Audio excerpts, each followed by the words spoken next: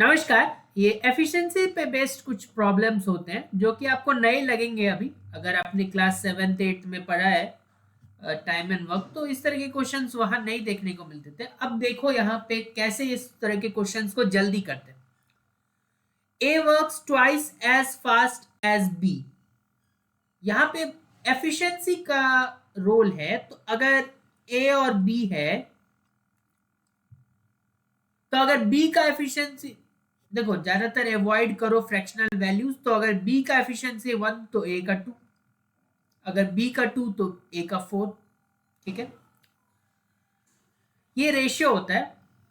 If both of them together can finish a piece of work in 12 days, दोनों मिलके कर रहे 12 दिन में, मतलब ये टाइम गिवन है ना।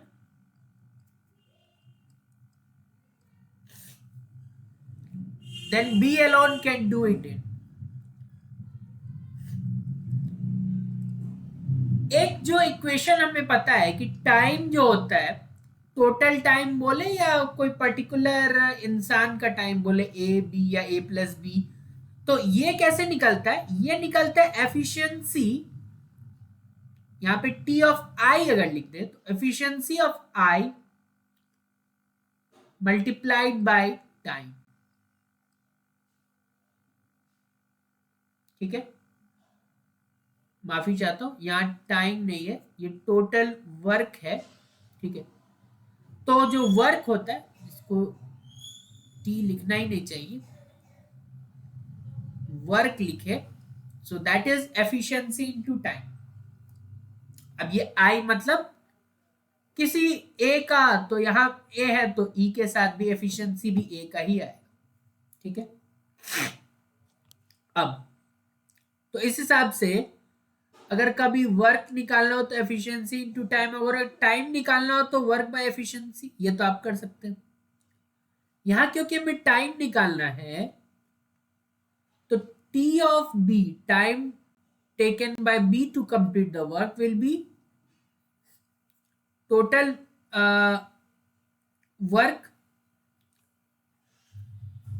divided by, यहां ये टोटल वर्क आता है, so total work divided by efficiency of B, ये टोटल वर्क होता है।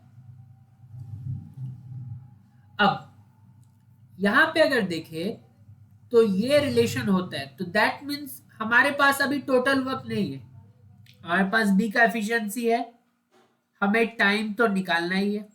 तो दो चीज चाहिए ना, तभी तो तीसरा निकलेगा। तो हमें याद है कि पहले क्या होता था, ये 12 दिन में करेगा, ये 15 दिन में करेगा, तो हम बोलते थे ये 60। तो ये जो 60 आता था, ये अभी मिसिंग है। ठीक है, हालांकि हमारे पास एफिशिएंसी है, तो कैसे काम चलेगा यहाँ पे? देखो, total work is efficiency into time. ठीक है, तो both of them can finish work in 12 days। तो एक टाइम तो है ना हमारे पास,